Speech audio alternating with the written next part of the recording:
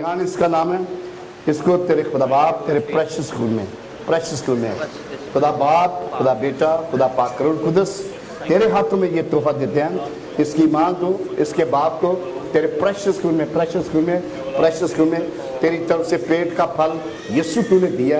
इस मेरी बेटी के लिए मुबारक हो, ये बेटा इनके लिए मुबारक हो, ये तुझे खुदा मुबारक हो।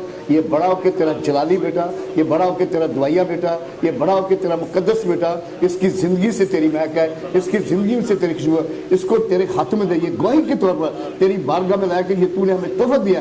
इसलिए हम बाप बेटा रूह कुदस के नाम से इससे मसा करते तेरे हजूर में देते हैं। अब तू इसका ज़मानत बन जा, तू इसकी कूद बन जा। कोई बीमारी, कोई वायरस, कोई चीज़ कभी इसके लिए ये उम्र की दराजी पाए, ये बड़ा होकर तेरा बड़ा डिसाइपल बन जाए।